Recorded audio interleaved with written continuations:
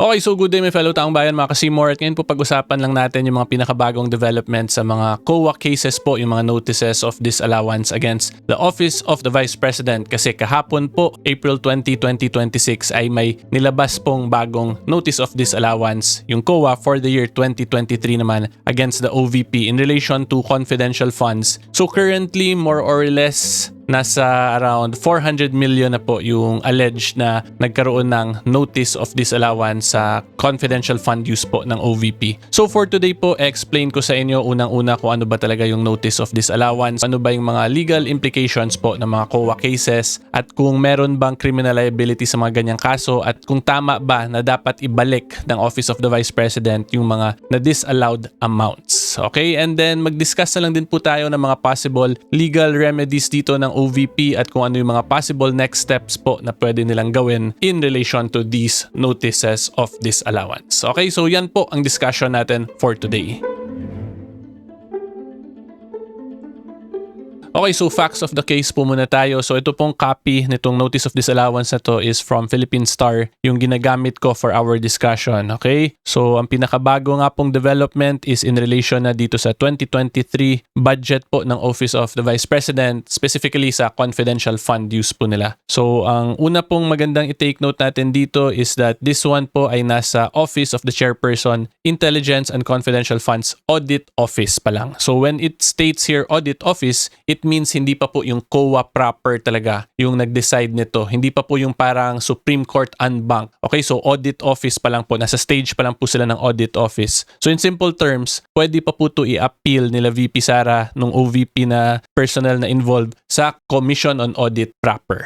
Okay, so again, notice of disallowance po. Alam naman po natin yan. It is directed to Honorable Sara Z. Duterte, VP of the Philippines, OVP. And then ito yung mga kasama, si Ms. Gina F. Acosta, Julieta L. Villa del Rey, mga personnel po ng OVP. And yung pinaka nangyari dito is that for the amount of 375 million pesos, so kita nyo naman po no, it is hereby disallowed in audit nitong audit office ng Office of the Chairperson ng Commission on Audit. Kaya notice of disallowance po yung tawag. Okay, so take note po disallowed in audit yung ginamit na term dito ng COA. And then yung next po na important na i-take note natin dito is this provision here or this part of this notice of disallowance kung saan sabi po, with this, the person named below have been determined to be responsible for the amount disallowed in this notice of disallowance. So si VP Duterte, si Ms. Acosta, Ms. Villa del Rey, and Colonel La Chica. So si VP is of course the head of the Office of the Vice President. So siya po yung approving officer, yung tawag dyan. So itong iba, hindi ko na lang i-discuss kasi haba po masyado yung discussion natin. Pero yung important i-take note, si VP being the head of the OVP as a national government office, siya po yung tinatawag na approving officer niyan in relation to confidential funds or government funds po in general.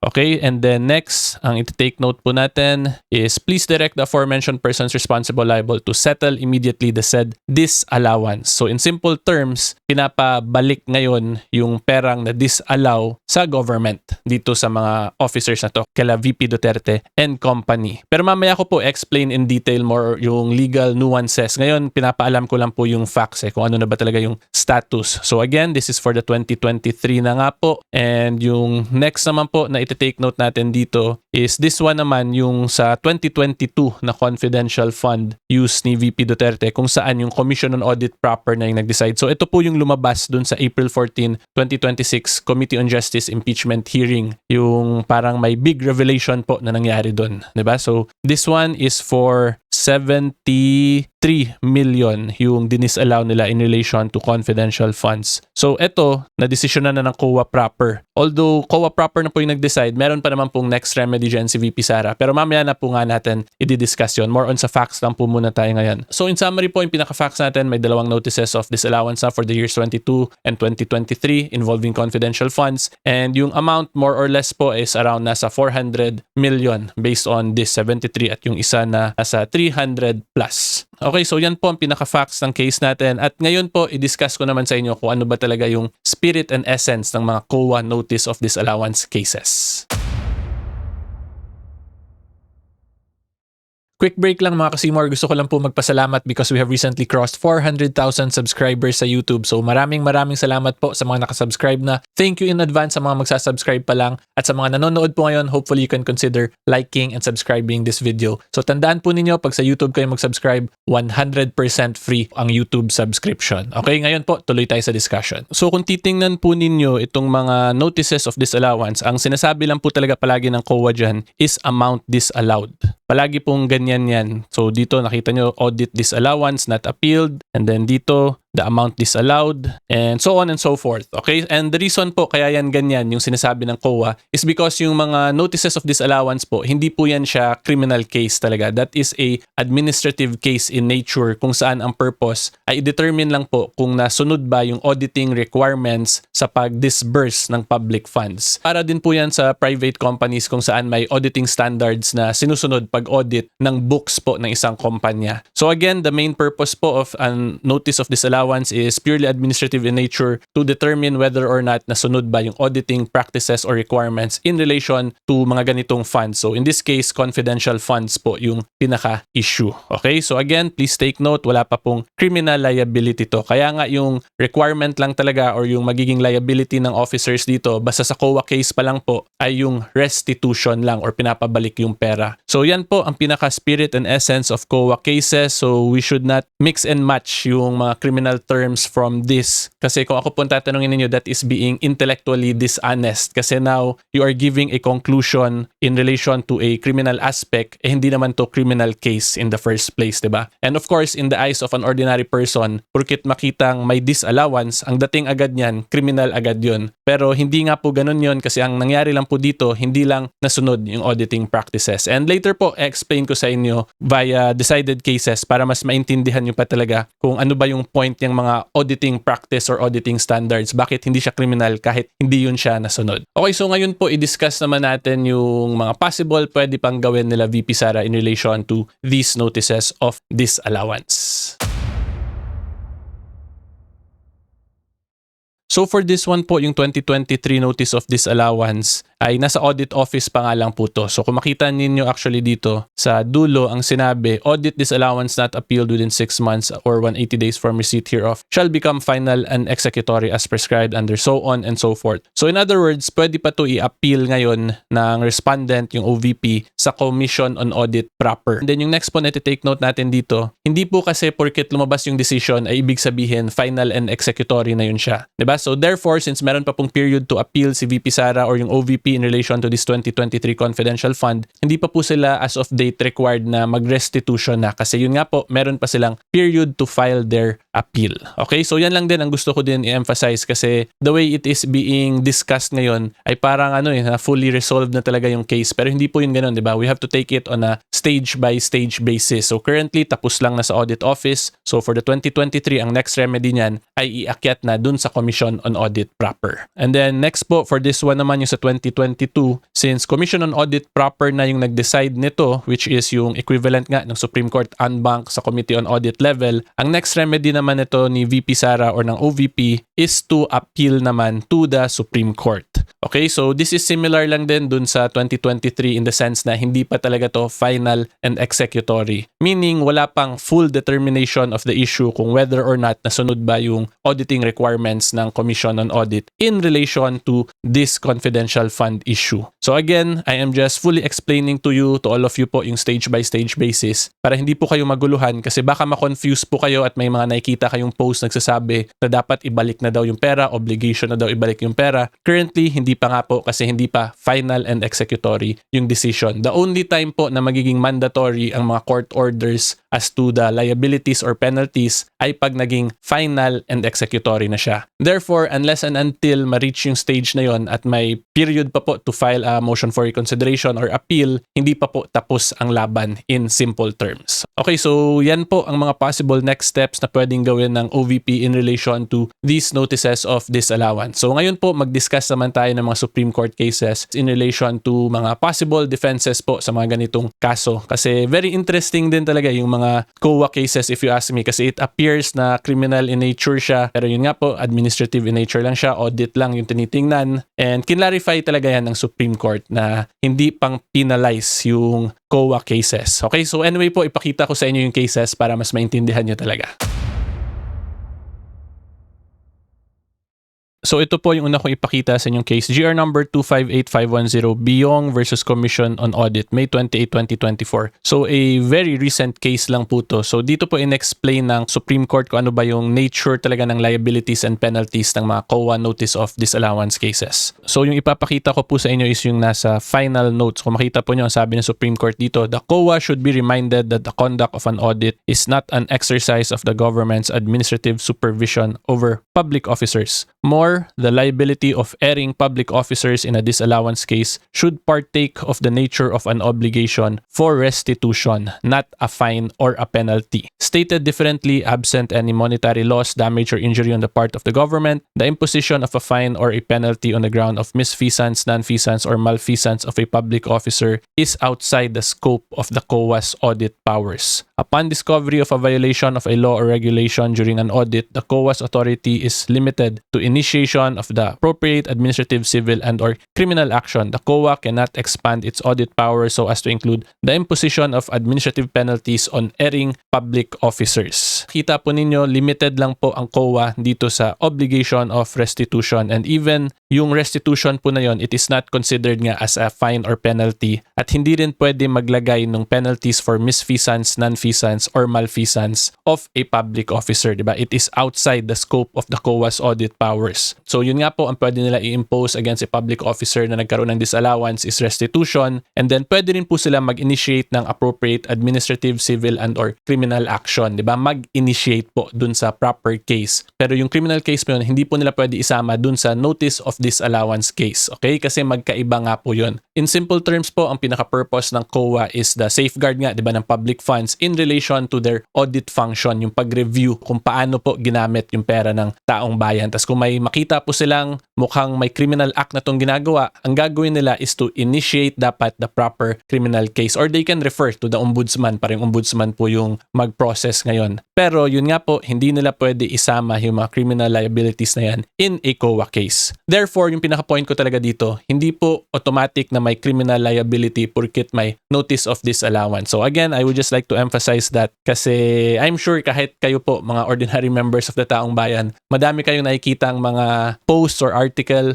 in relation to this notice of disallowance, tapos the way they portray it ay parang may criminal case na agad. Diba? So yung point ko lang, i-separate lang talaga yun. Kung let's say, diba yung pinaka-allegation kasi yung Mary Grace Piatos daw, mga fraudulent names yun. So if they believe there is fraud in that aspect, kailangan nila mag-file ng fraud case in relation to that. Pero hindi po yung COA yung magsasabi kung whether or not may fraud ba yun siya. Diba? Magka-separate po yun. Ang klaro lang ngayon ay nagkaroon ng hindi pagsunod ng auditing requirements ng COA. But again, even that legal issue is still not final kasi may remedy pa po sa Supreme Court. Okay, so ngayon I'm sure I'm a DDS lawyer na naman, but I'm just explaining po talaga yung mga step-by-step na mga legal cases kasi yun naman po yung profession ko as a lawyer. I always have to look at it on a per-issue basis. Hindi ako yung automatic mga conclusions lang po yung mga ibibigay ko sa inyo kasi at the end of the day, alam ko po na hindi pa talaga to dulo ng mga ganitong kaso. Aabot pa po talaga yan sa Supreme Court.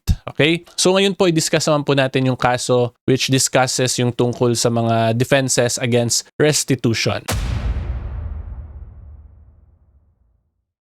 Okay, so yung next case po natin is GR number 244128, September 8, 2020, Madera et al. Versus Commission on Audit and COA Regional Office number 8. So ito po yung pinaka-landmark case ngayon actually when it comes to notice of disallowance na cases kasi madami po silang in-establish dito na jurisprudence na nagiging basihan po ng mga more recent 2024 and 2025 cases. Okay, so anyway po, itong letter E, yung maganda nating i-discuss, the rules on return. So nagbigay po dito ng rules ngayon yung Supreme Court kung kailan required po magkaroon ng restitution or pagbabalik ng pera yung respondents at kung kailan naman hindi sila required na magbalik ng pera. Okay, so yung pinakauna po, number 1, if a notice of disallowance is set aside by the court, so this one po is the Supreme Court, yung tinutukoy na court dito, no return shall be required from any persons held liable therein. So it is very self-explanatory and straightforward. Pag in-overturn overturn ng Supreme Court, hindi mo kailangan magkaroon ng restitution or gumawa ng restitution. Okay, wala naman po tayong kailangan nang i-explain dyan. And then pangalawa po, if a notice of disallowance is upheld, the rules on return are as follows. Okay, so bigyan ko lang din po kayo ng brief intro. Hindi po porket in-upheld ng Supreme Court ay automatic magkaka-restitution agad. Subject pa po yun siya to itong A, B, C, and D. Okay, so moving forward, letter A po, approving and certifying officers. So in our discussion po, like what I stated earlier, si VP Sara po yung approving officer being the head of office ng Office of the Vice President. Okay, so she is an approving officer. So approving and certifying officers who acted in good faith in regular performance of official functions and with the diligence of a good father of the family are not civilly liable to return. Okay, consistent, so on and so forth, Administrative Code. So itong Section 38 Administrative Code, ito yung mga nagdi-discuss po tungkol sa liability or sa requirement ng restitution kung merong maling paggamit ng public funds. Okay, so kung makita po ninyo, basta may good faith, it was in the regular performance of official functions, at may diligence of a good father of the family. So this requirement po, yung diligence of a good father of the family, ibig sabihin lang nito, tinetest kung ano yung posibleng gawin po ng isang reasonable na mabait at matinong tao who is equivalent to a good father, diba? Kung ano yung tingin ng isang reasonabling tao sa mabait na tatay, ay yun yung gagawin pa rin niya sa circumstances na yon. And that means sufficient po yung ginawa ng approving or certifying officer na yon considering the circumstances. Diba? So ang point dito, kahit na po merong maling nagawa, pero yun nga, kung titingnan natin yung diligence of a good father of a family na test, tapos kung ibang tao ilagay mo, pero applying this test nga, ganun pa rin yung gagawin niya, then that will be a sufficient defense po. Provided meron ding good faith talaga at yung regular performance of official functions. Kasi yung requirement nga is end. So dapat itong tatlo. So yan po yan. Even though there were lapses, pero kung isang reasonabling tao nga ilagay mo, ganun din yung mangyari, then pwede po yun siya maging depensa. Okay, and then letter B po, approving and certifying officers who are clearly shown to have acted in bad faith, malice, or gross negligence, edi of course liable ka kung bad faith ka talaga, diba? So binaliktad lang to basically. And then letter C, yung recipients, whether approving or certifying officers or mere passive recipients,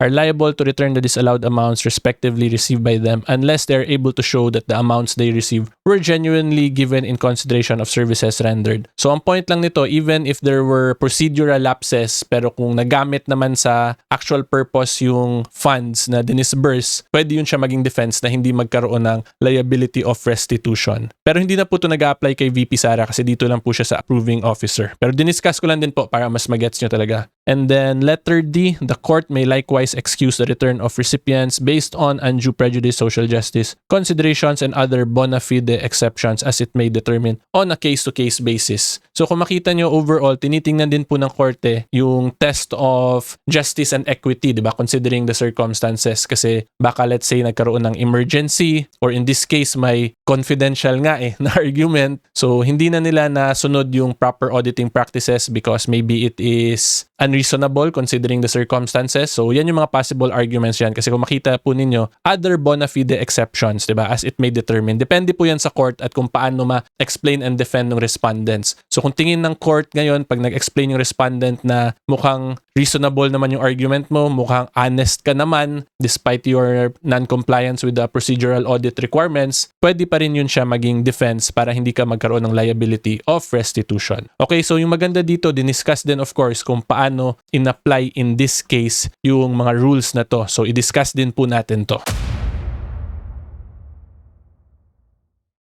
Okay, so kung makita po ninyo, maganda yung mga defenses dito na binring up po nitong LGU, yung mga municipal officers ng LGU. Kasi napakita talaga paano nag-apply yung good faith in an actual case. Okay, so una po, tingnan ninyo. Ang sinabi po nila dito ng respondents, it has been a customary scheme of the municipality to grant additional allowances during year-end period and which act is legally anchored on yearly appropriation ordinance by the Sanggunian. Similar scheme is also practiced in all government agencies, local or national. So if we apply it po in the case of the Office of the Vice President, pwede na rin nila gamitin to, yung customary scheme. Pero yung subject matter po, yung classification dito na involved is municipality. Pero in the case po of the OVP, they are classified as a national government office, di ba? So pwede nila sabihin ngayon na customary yun na sa mga national government offices na may confidential fund, di ba? Yun yung pwede nila i-explain. And then pangalawa, pwede nila sabihin, ito yung sabi dito, similar similar scheme is also practiced in all government agencies, local or national. So they can argue na yung way nila pag-audit nung funds ay ganun din yung scheme or yung pattern or yung procedure na ginagawa ng mga other national government offices na may confidential funds din. Diba? So they can use that argument. Kaya po yan pwede gamitin ng OVP kasi hindi lang naman po yung Office of the Vice President yung may confidential funds. There are other national government offices with confidential funds. Kaya kung ako tatanungin, pwede talaga to i-argue na may customary in nature yun na certain national government offices ay may confidential funds and then similar yung way nila pag-disburse ng funds with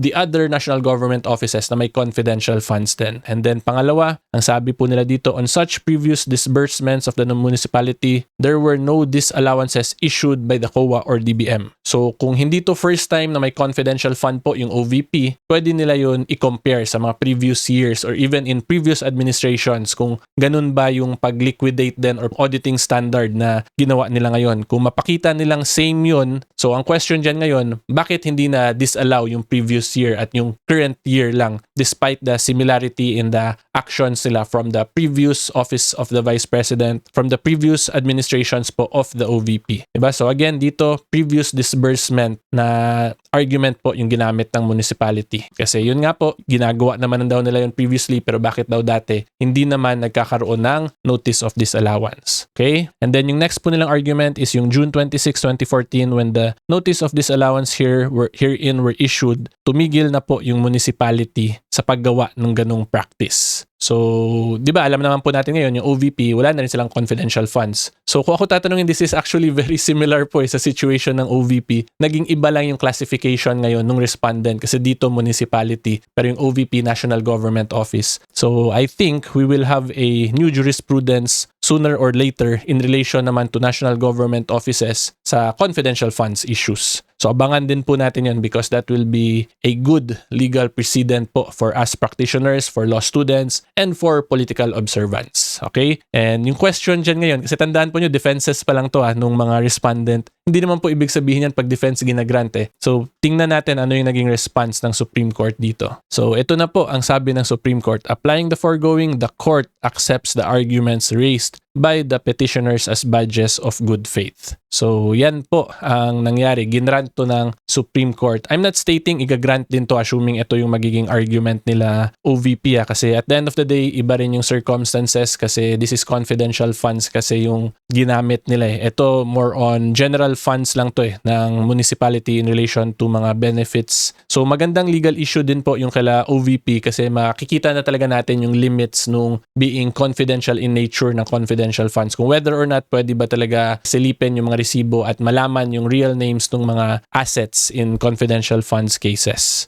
So hopefully po mas nagets ninyo kung ano ba talaga yung spirit and mga legal nuances po ng mga COA cases. So as a final remark po or a final note, una-una masabi ko basahin nyo po ito. Maganda to actually, itong final note din ng Supreme Court en banc dito. Pero as to me, ang masasabi ko po, itong case na to is a good example in the balancing of rights po or interests of the parties, which is yung right to accountability versus the right of public officers who simply acted in good faith and believe na tama yung ginagawa nila. Kasi dito, di ba, tinanggap yung defense or argument na customary practice na, yun din yung ginagawa sa ibang offices. Therefore, they honestly believe na tama yung ginagawa nila at wala silang nilalabag. Tapos at the end of the day, yung dinisburse silang funds ay nagamit naman talaga for the intended purpose in this case. So despite their procedural lapse, ay kinonsider ng court na hindi pa rin sila liable or valid yung defense nila of good faith. Diba? So this is a good example lang na yung Supreme Court natin ay magaling magbalanse ng mga karapatan po ng parties. Kasi in public service po talaga it is very complicated eh. Kasi diba minsan gusto mo tumulong agad